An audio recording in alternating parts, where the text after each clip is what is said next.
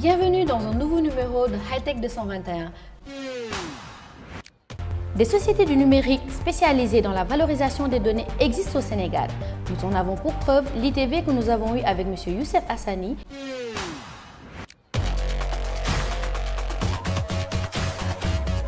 ADN est une société du numérique spécialisée dans la valorisation des données.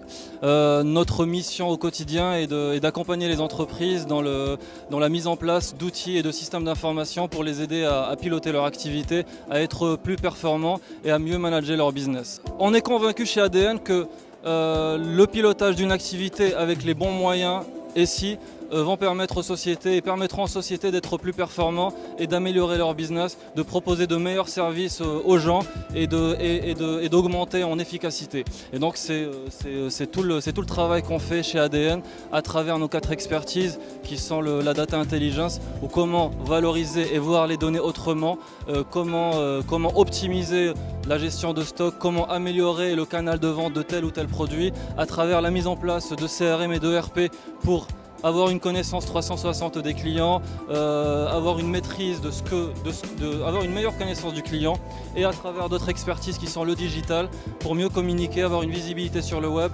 et mettre en place les infrastructures nécessaires telles que le cloud. Avez-vous déjà entendu parler d'une ville numérique au Sénégal? Non? Eh bien aujourd'hui, avec M. Ousmane Ly, qui est expert en communication, nous allons en savoir un peu plus.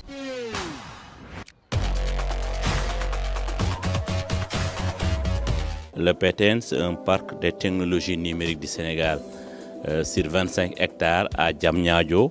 Donc ce parc-là va être l'élément phare du numérique au Sénégal. Dans ce parc, il y aura un centre multimédia, il y aura un BPO, il y aura un data center, une université virtuelle, des centres commerciaux et beaucoup de choses que le Sénégal va mettre en place dans ce qu'on appelle la ville numérique de Diamniadio. Et aussi avec l'université virtuelle, s'adapter par rapport au curriculum, créer un autre type d'étudiants, un autre type de Sénégalais et vers le numérique, délocaliser les petites entreprises. Il y a des entreprises qui sont dans des chambres, qui sont dans une petite pièce, mais aider toutes ces entreprises-là à les délocaliser pour pousser ce qu'on appelle la stratégie Sénégal numérique, que le Sénégal est en train de mettre en place pour 2020-2025 avec un budget estimatif de 1300 milliards. Donc c'est booster ce qu'on appelle l'écosystème.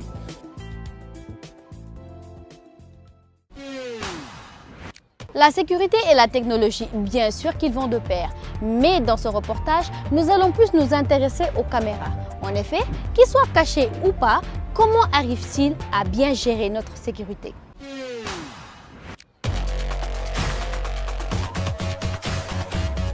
La technologie peut nous aider, peut beaucoup nous aider sur la sécurité au Sénégal.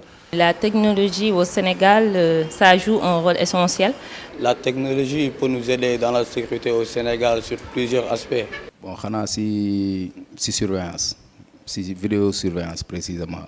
Par exemple, si on prend le cas des caméras de surveillance, donc ça peut dissuader les voleurs, les agresseurs. Avec les caméras, via Internet, vous pouvez visualiser à distance votre maison, votre structure comme entreprise. Ñëpp bu ñu xamee ne vidéosurveillance am na muy ci mbedd mi muy ci kër yi nit ñi dinañ gën a moytu li ñuy def quoi. Mais aussi il y a les vidéophones et les interphones aussi, les systèmes alarmes. Dans les entreprises, si vous mettez des caméras de surveillance et vous mettez aussi un système de contrôle d'accès ou bien de pointage biométrique, ça peut augmenter la rentabilité de l'entreprise. Je pense bien que les caméras de sécurité sont accessibles à tout le monde. Ces années-ci, on voit que les gens commencent à installer des vidéos de surveillance. Il y a la bonne qualité, il y a aussi des caméras de bas de gamme. Des contrôles d'accès, des géolocalisations. Mais même caméra yi ngay gis nii dafa am ay détecteurs de mouvement. Mousse sax bu rombee da koy jël séquence vidéo. Les Sénégalais n'aiment pas beaucoup investir sur la sécurité, donc ils disent que c'est un peu cher, or que c'est pas cher. Du fait que tu as ta fortune, tu as de l'argent, tu peux acheter des caméras de surveillance. Am na caméra yu cher trop, mais am na caméra yi nga xamante ne pour sama genre néew di doole yi noonu. En fait, pour les caméras IP, on peut les brancher en réseau Et pour les autres analogiques, on les branche par les câbles coaxiales. dafa am caméra yi nga xamante ne internet rek lay doxee léegi bu internet bi stable day am ay perte ak yooyu mais am na caméra yoo xamante ne dañ koy dugal ci décodeur noonu rek muy dox. Dans le tech guest de ce numéro, je ne vais surtout pas vous dire qui Basile a invité. Effectivement, je vais vous laisser la surprise.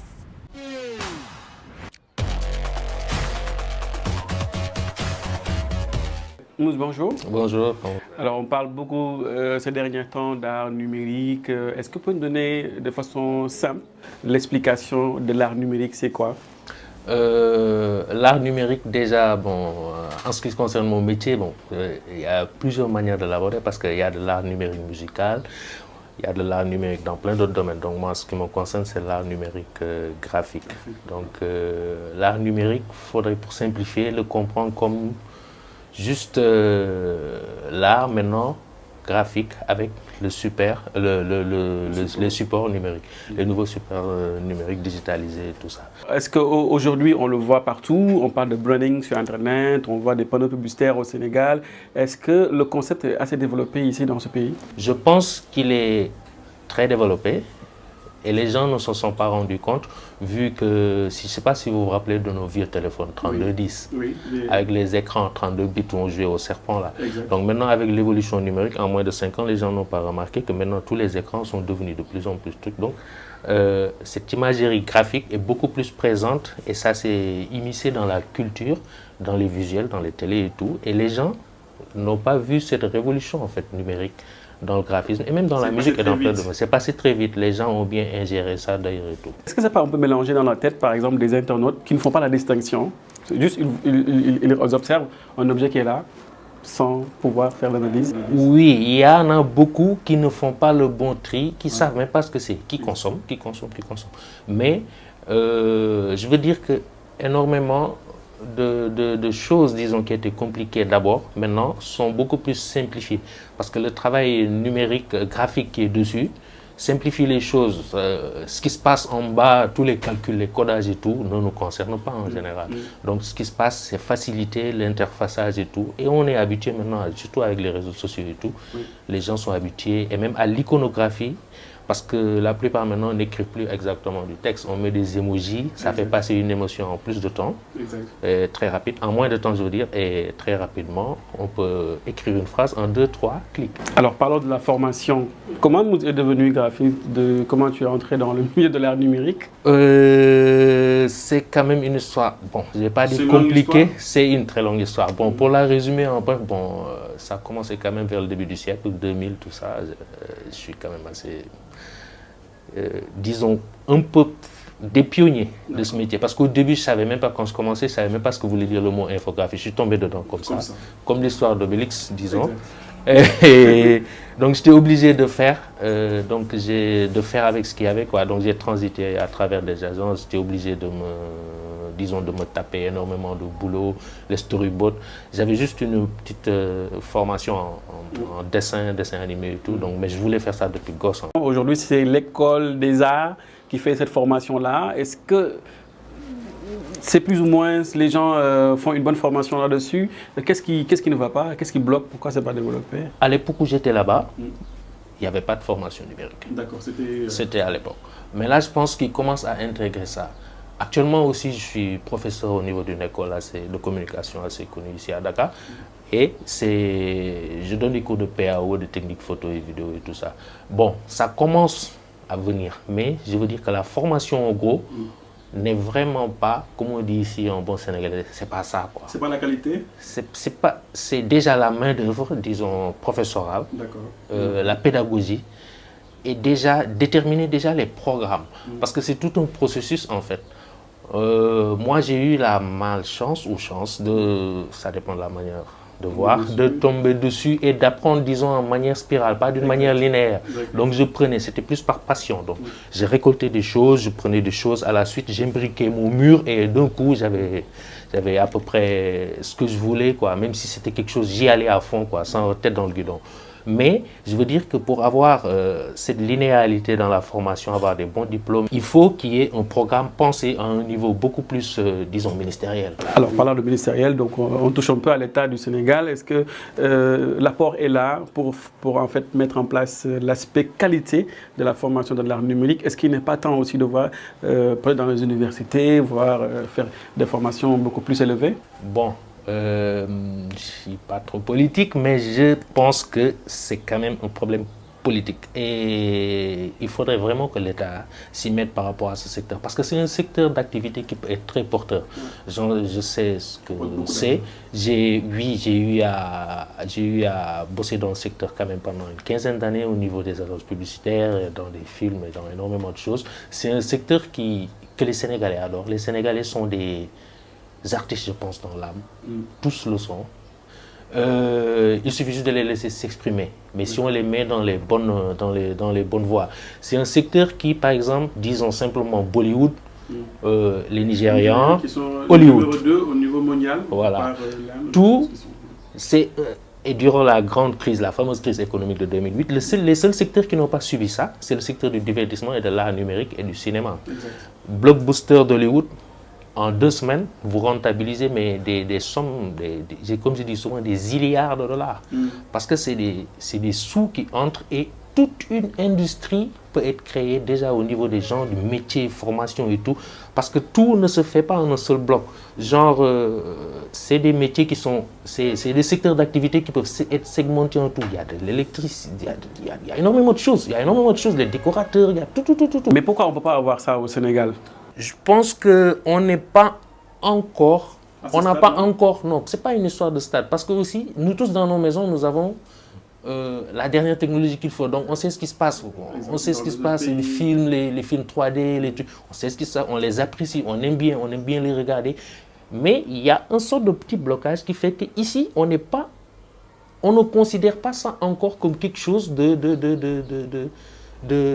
lucratif. Et ça me paraît très bizarre vu qu'on consomme ces choses à des prix très chers. On amène nos enfants voir des films en payant très cher sur des technologies IMAX, des lunettes 3D et tout. Et pourtant, quand on le fait ici, on dit comme souvent vulgairement, il faut dessiner animé. Et Mickey. C'est quelque chose d'enfantin. Or que un film de dessin animé, minimum budget de Hollywood, disons de Disney ou Pixar et tout ça là, c'est...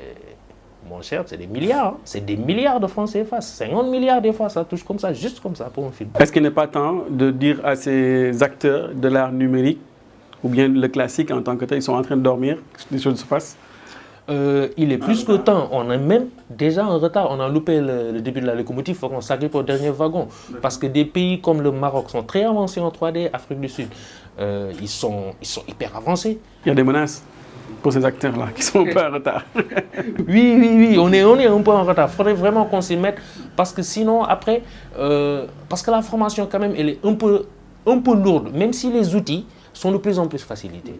Donc, ça devient de plus en plus facile, déjà avec les nouveaux supports, les nouveaux tablettes, tout ce qui peut. La rapidité de la puissance, RAM, tous les outils, les logiciels se perfectionnent. Donc, à un moment donné, à un autre, il y aura un moment d'achoppement où l'envie et la technologie seront là. Donc, et même nous, là, dans nos téléphones, maintenant, on manipule nos photos, on fait des petits emojis, on devient plus ou moins graphiste. Ce qu'on n'arrivait pas à faire avec nos anciens trucs. Tout le monde a son petit truc, ce téléphone, vous savez, les filles là, avec les trucs, les couronnes de fleurs. On arrive facilement à être graphique parce que les outils nous le proposent maintenant. Et au fil du temps, dans pas longtemps, il y aura énormément de choses qui vont faciliter la vie. Plus besoin de contacter, d'ailleurs je suis en train de tuer mon métier, de contacter un graphiste ou un truc pour vous faire un truc. Vous pourrez le faire avec vos outils de base parce que les logiciels et les applications prennent ça en compte maintenant. Moi, merci. Merci à vous, Basile. On se donne rendez-vous prochainement. Je m'en vais sans plus tarder laisser à notre nouveau bonbon Gina vous présenter un sujet de Tech Tips.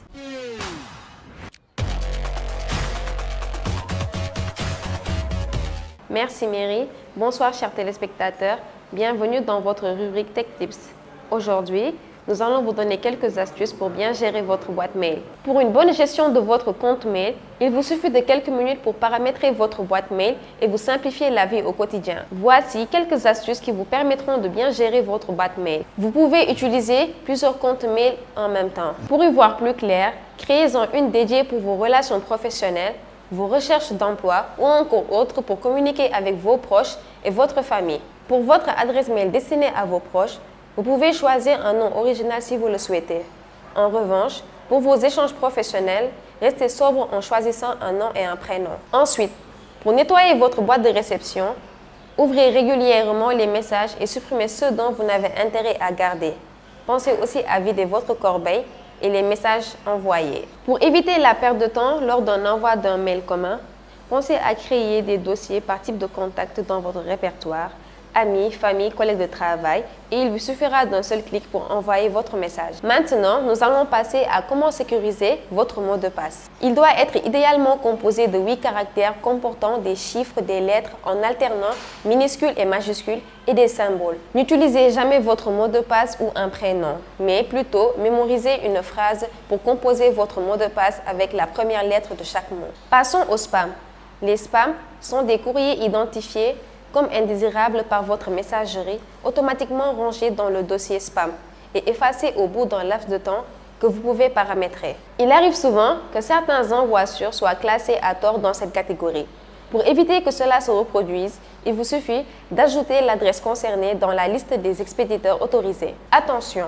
Les pièces jointes aussi peuvent contenir des virus. Ne les téléchargez que lorsque celles-ci proviennent des expéditeurs que vous connaissez. Effectuez aussi régulièrement la mise à jour de votre antivirus.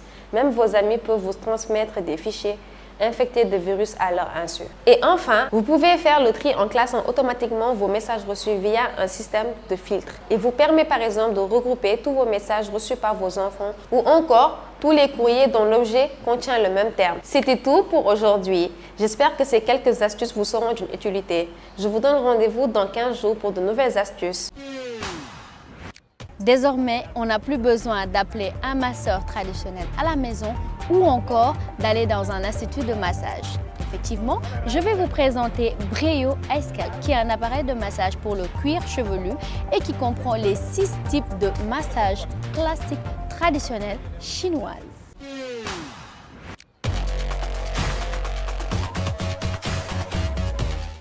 Brio iScalp. Cet appareil de massage pour cuir chevelu va vous détendre le crâne avec ses 6 types de massage traditionnels chinois. Retrouvez toutes les nuances de chaque geste d'un massothérapeute grâce aux 7 pointes que possède chacune des 4 têtes de cet appareil. Pression, étirement ou cercle. Personnalisez également la vitesse de massage selon votre préférence. Marre du sens horaire? N'hésitez pas à passer une rotation dans le sens inverse des aiguilles d'une montre. Bref, autant de critères de personnalisation que vous aurez de plaisir. Avez-vous jamais imaginé pouvoir chauffer votre caisse de café avec juste un port USB? Non? Eh bien, allons à la découverte du chauffe-tasse USB Donut.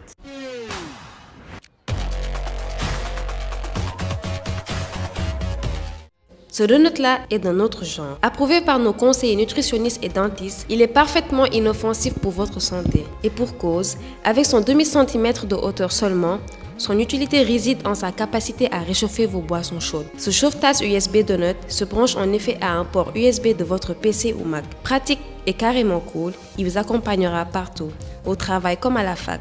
Ne buvez plus vos boissons refroidies à cause de trop de travail. Voilà de quoi vous motiver à prendre des pauses café.